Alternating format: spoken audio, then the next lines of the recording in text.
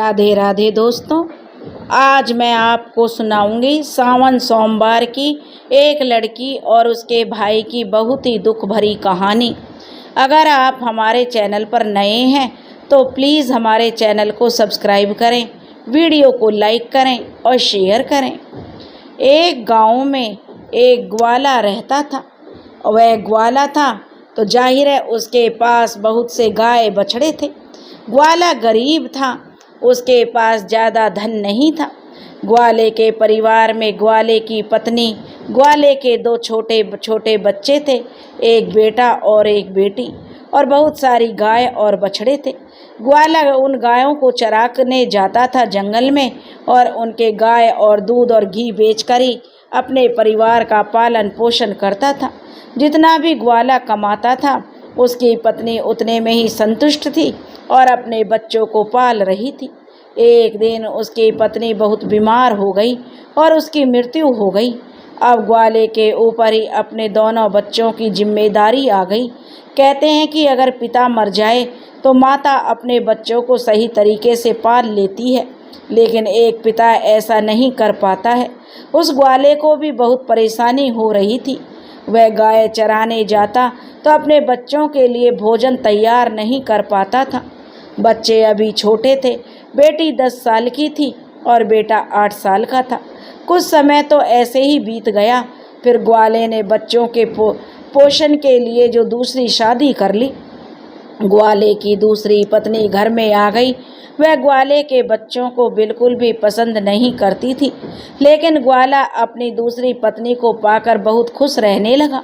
अब ग्वाला अपनी दूसरी पत्नी की सारी बातें मानता था। धीरे धीरे और समय बीत गया। बच्चे थोड़े और बड़े हो गए।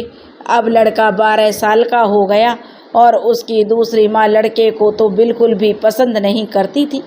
एक बार वह अपने पति से कहती है, आप क्यों गाय बछड़ों को चराने जाते हो? अब यह लड़का बड़ा हो गया है, अब से गाय बछड़े चराने यह लड़का जाएगा।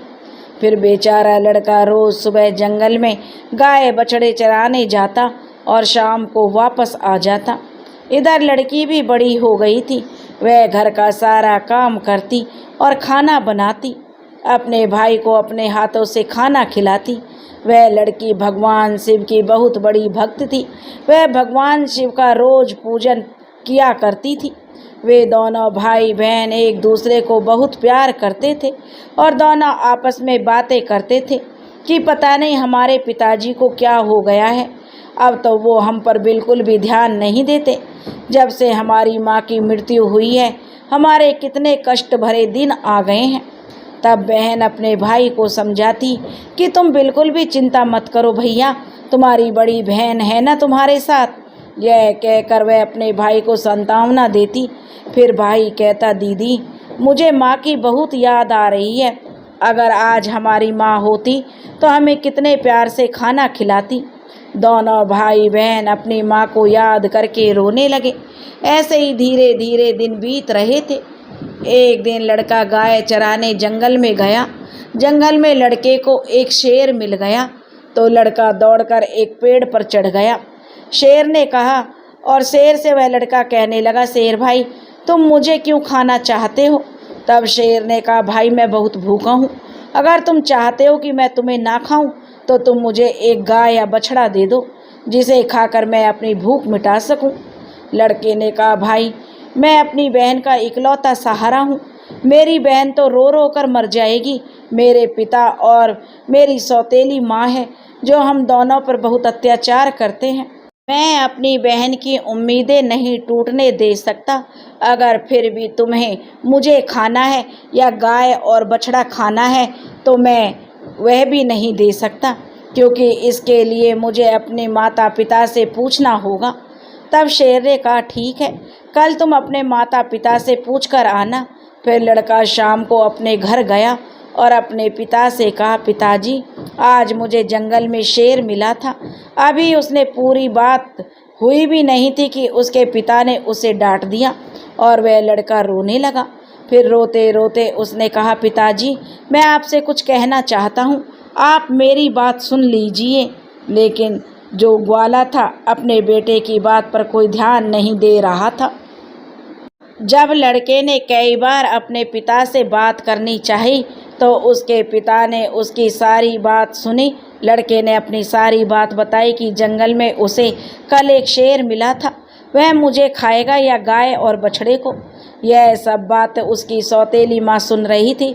उसने कहा कि गाय और बछड़ा कम नहीं होने चाहिए, पता है वो कितने कीमती हैं, उनके दूध से ही तो हमारा घर चलता है और तुम्हारे बिना तो हमारा कुछ नहीं बिगड़ेगा, इसलिए अच्छा है कि शेर तुम्हें ही खा जाए। अब वह बेचारा दुखी मन से अपनी बहन के पास गया। उसकी बहन ने अपने भाई को खाना खिलाया और पूछा कि भैया तुम इतने उदास क्यों हो। तब लड़के ने सारी बात अपनी बहन को बता दी। तब उसकी बहन उसे समझाने लगी कि तुम तो मेरी ज़िंदगी का आधार हो भैया, तुम्हारे बिना तो मैं जीने की सोच भी नहीं सकती। अगर तुम्हें कुछ हो गया तो मैं भी जिंदा नहीं रहूँगी, इसलिए तुम कल जब जंगल को जाना और शेर आए तो उसे एक बछड़ा खाने को दे देना। अगर गाय जिंदा रहेगी तो बछड़ा तो और आ जाएगा। और उसके पिता ने कहा था कि अगर शेर तुझे खा जाएगा तो पुत्र भी तो और हो जाएगा। यह सारी बातें उसकी बहन ने सुन ली थी। तो भाई ने कहा ठीक है बहन। दूसरे दिन लड़का जंगल में गया तो शेर उसका इंतजार करता मिला। शेर ने कहा कहो तुम अपने माता पिता से आज्ञा लेकर आए हो या मैं तुम्हें खाऊं। तब लड़के ने सारी बात शेर को बताई और कहा मेरी बहन ने कहा है कि तुम एक बछड़े को खा लो। फिर शेर बछड़े को लेकर अपनी गुफा की तरफ चला गया और लड़का खुशी खुशी अपनी गाय चराने लगा। शाम को गाय चराकर वह अपने घर आ गया।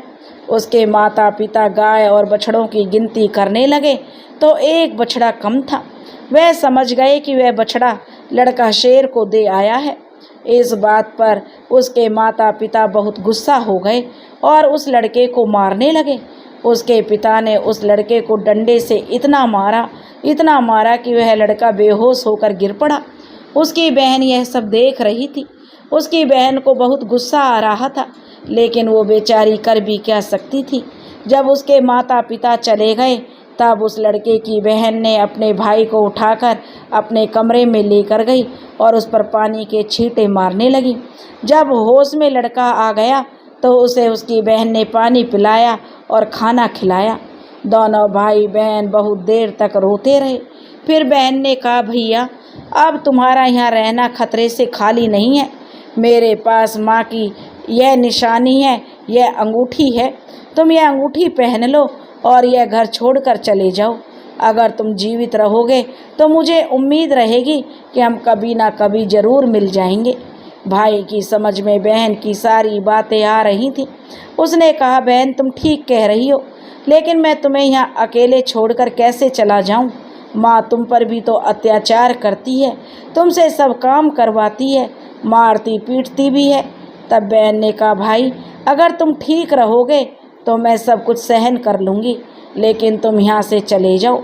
भाई अपनी बहन की बात मान लेता है और एक धागा उठाता है और अपनी बहन की कलाई में बांध देता है।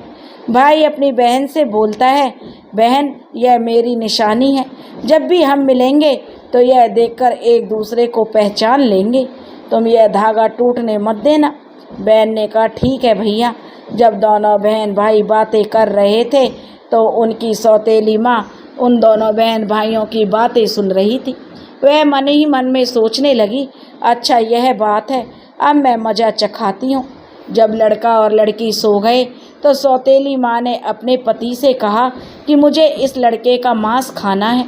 पति ने कहा ठीक है, अगर तुम्हारी ज़्यादा इच्छा हो रही है तो मैं अभी इसका मांस लेकर आता हूँ। बाप इतना निर्दयी, इतना कठोर हृदय का हो गया कि उसने अपने बेटे को उठाया और वहाँ ले गया और कुल्हाड़ी से उसके छोटे छोटे टुकड़े कर दिए। फिर टुकड़े लेकर अपनी पत्नी के पास आया और बोला ये लो खा लो इसका मांस। तब उसकी पत्नी ने उन टुकड़ों की सब्जी बनाई और चावल बनाया। फिर उसने एक थाली अपने लिए और एक अपने पति के लिए लगाई। तभी उसके मन में विचार आया कि भाई की बहन का बहुत प्यारा गहरा प्यार है भाई से, तो बहन को भी उसके भाई का मांस ज़रूर खिलाना चाहिए। तो उसने उस लड़की को बुलाया और एक थाली उसके लिए भी लगाई और कहा खाओ। तब बहन सोचने लगी कि माँ आज इतने प्यार से तो खाना क्यों खिला रही है, कभी तो इतने प्यार से खाना नहीं दिया, ज़रूर कोई बात है। जब वह खाना खाने लगी तो बहन ने देखा थाली में वही उंगली आ गई जिसमें वह अंगूठी थी। बहन तुरंत समझ गई, क्योंकि वह सुबह से अपने भाई को खोज रही थी, लेकिन वह उसे कहीं दिखाई नहीं दिया। अब उसका शक यकीन में बदल गया। अब वह रोती जा रही थी। तभी उसे बड़े बुजुर्गों की बात याद आई। किसी इंसान की मुक्ति तब तक नहीं होती जब तक कि उसकी अस्थियां नदी में विसर्जित नहीं होती। उसने सोचा, मेरे भाई की भी तो मुक्ति कभी नहीं होगी, ये लोग तो उसे मार कर खा गए। तभी उसने वह उंगली उठाई और चलते चलते वह नदी के किनारे पहुंच गई। वह उंगली को अपने हाथों में लेकर जोर जोर से रोने लगी। वह भगवान शिव को याद कर रही थी, क्योंकि वह लड़की तो बहुत ही बड़ी धार्मिक प्रवृत्ति की थी, भगवान शिव की भक्त थी। वह रोज़ भगवान शिव की पूजा पाठ किया करती थी, सोमवार का व्रत रखती थी और हमेशा भगवान से यही प्रार्थना करती थी, हे भोलेनाथ, मेरे भाई की रक्षा करना।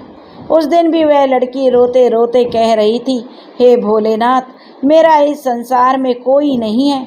एक भाई था, उसे भी तुमने ले लिया। माँ को तो पहले ही छीन लिया था। अब मैं किसके लिए जीवित रहूँगी?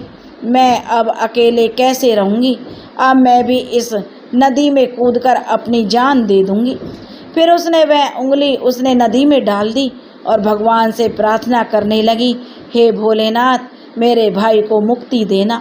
वह जहाँ कहीं भी है उसकी आत्मा को शांति मिले। जैसे ही वो नदी में कूदने वाली होती है तो उसने देखा कि जो उंगली उसने नदी में डाली थी वह तोता बनकर उड़ गया और नदी के पास एक पेड़ था, वह उस पर जाकर बैठ गया। फिर तोता ने कहा, बहन, तू क्यों दुखी होती है? मैं तेरा भाई हूँ।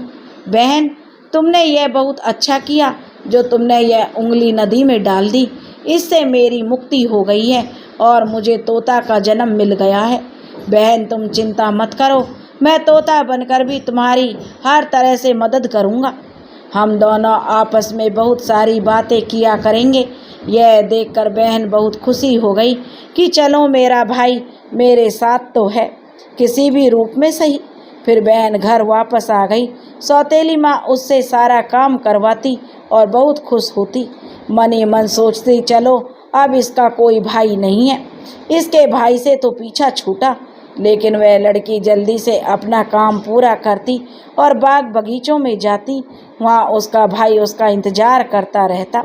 दोनों भाई बहन खूब बातें करते। वह अपनी बहन को अच्छे अच्छे फल खिलाता। सावन का महीना चल रहा था। लड़की सावन के महीने में पूजा पाठ करती थी। सावन सोमवार का व्रत रखती थी। पूजा पाठ करने के बहाने वह बगीचे में जाती थी। भाई ने बहन से कहा, बहन, तुम चिंता मत करना, यदि माँ और पिताजी तुम्हें यहाँ आने ना दें तो मैं घर के बाहर किसी डाल पर तुम्हें बैठा हुआ दिखाई दूंगा। बहन बहुत खुश थी। वह मन में बहुत खुश रहने लगी। रक्षाबंधन का त्यौहार आने वाला था।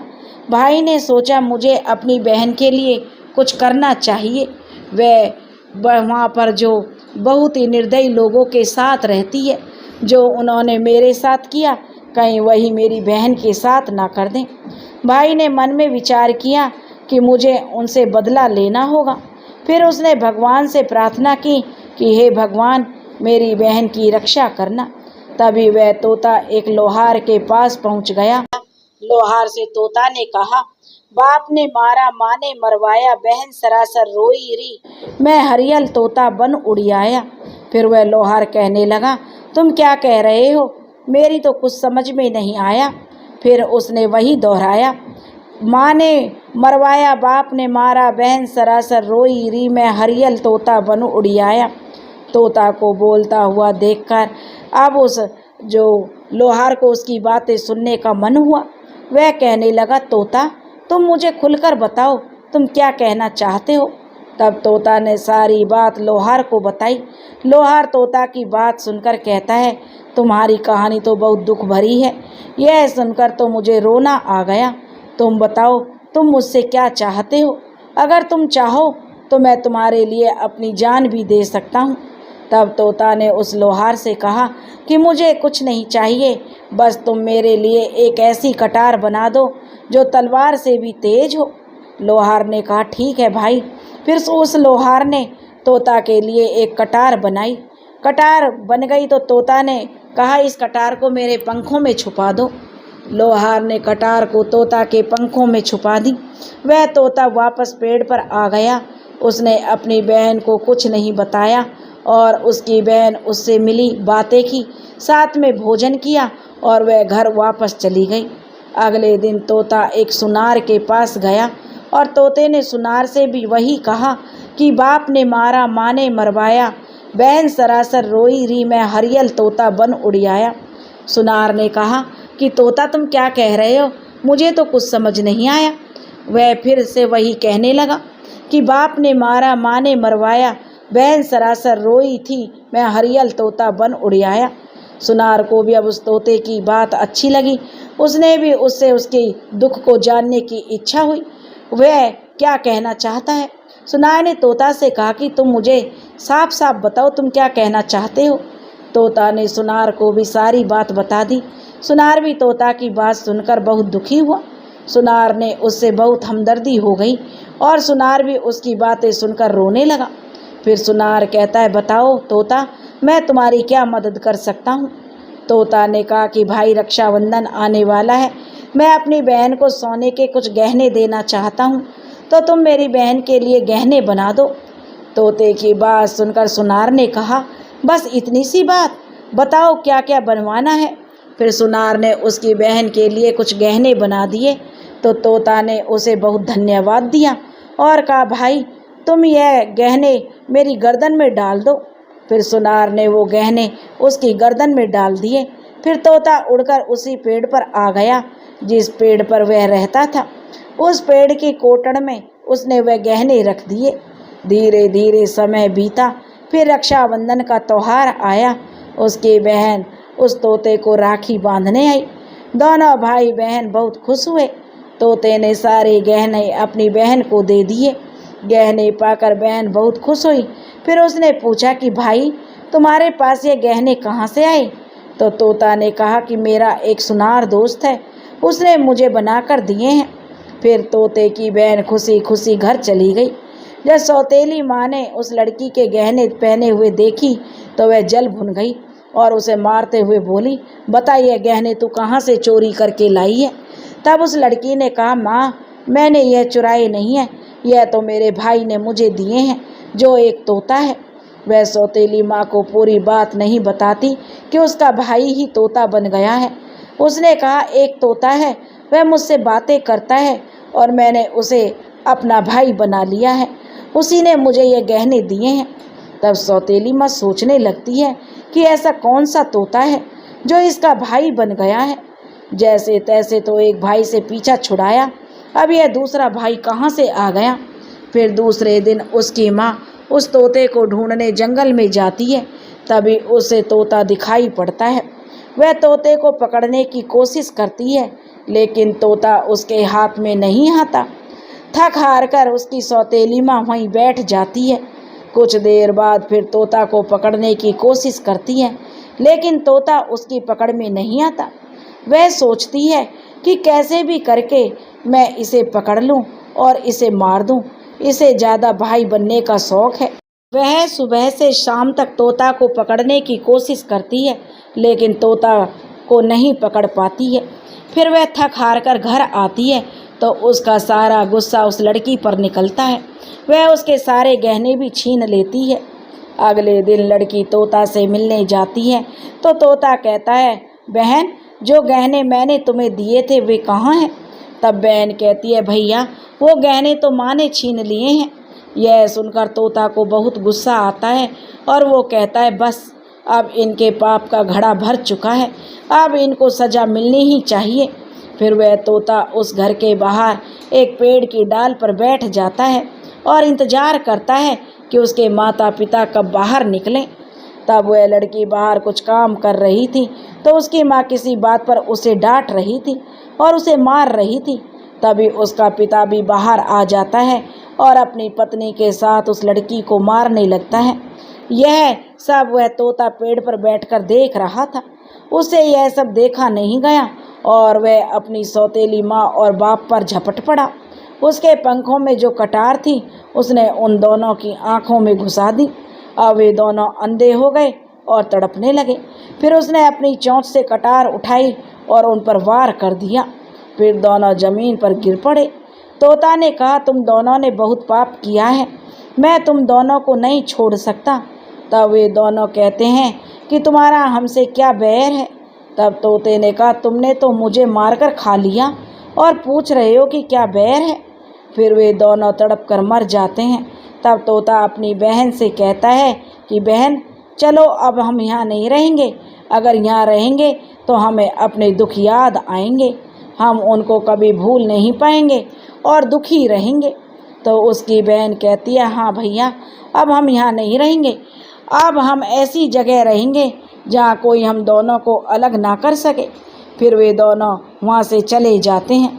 चलते चलते एक मंदिर में पहुँच जाते हैं जो शिव जी का मंदिर था। तोता कहता है, बहन, इससे अच्छी जगह हमें कोई और नहीं मिल सकती। अब दोनों भाई बहन उस मंदिर में रहने लगते हैं। बहन तो पहले से ही भोलेनाथ की पूजा पाठ करती थी, सोमवार का व्रत रखती थी। अब तोता भी पूजा पाठ करने लगा। पास में ही एक सरोवर था, उसमें वह अपने पंखों को गीला करके लाता और शिवलिंग पर जल चढ़ाता। लड़की भी भगवान शिव और माता पार्वती की पूजा करती। ऐसे ही दिन बीत रहे थे। उनकी सच्ची भक्ति को देखकर एक दिन माता पार्वती ने भगवान शिव से कहा, हे स्वामी, देखिए कितनी दुखिया बहन भाई हैं, इनको देखकर तो मुझे रोना आ रहा है। यह कितने तन मन से आपकी सेवा करते हैं, आपको इनका दुख दूर करना चाहिए स्वामी। देवी पार्वती की बात सुनकर भगवान शिव कहते हैं, हे देवी, यह तो संसार सागर है, हम किस किस के दुख हरेंगे। लेकिन पार्वती माता हट करने लगी और कहने लगी, नहीं भगवान, आपको इन दोनों का दुख दूर करना होगा। तब भोलेनाथ देवी पार्वती की हट के आगे मान जाते हैं। जब वे दोनों भाई बहन भगवान शिव की पूजा कर रहे होते हैं, उसी समय भगवान शिव और माता पार्वती प्रकट होती हैं और उन्हें मनचाहा वरदान मांगने को कहते हैं। तो वह लड़की कहती है, हे भोलेनाथ, मुझे कुछ नहीं चाहिए, मैं तो बस इतना चाहती हूँ कि मेरा भाई पहले वाले रूप में आ जाए और हम भाई बहन को कोई अलग ना कर सके। उस लड़की की यह बात सुनकर भगवान शिव और माता पार्वती बहुत खुश हो जाते हैं और उन्हें वरदान देते हैं कि उसका भाई पहले जैसा हो जाएगा। फिर भगवान शिव और देवी पार्वती की कृपा से वह लड़का पहले जैसा हो गया और अब भाई बहन बहुत खुश हो गए। भाई बहन खुश होकर भगवान शिव की पूजा करने लगे और बड़े प्यार से मंदिर में रहने लगे। दोस्तों, इस कहानी को सुनने से सावन के महीने में भगवान शिव और माता पार्वती की कृपा बरसती है। इसलिए जिन लोगों को यह कहानी पसंद आई हो, प्लीज़ हमारे चैनल को सब्सक्राइब करें, वीडियो को लाइक करें और शेयर करें। राधे राधे।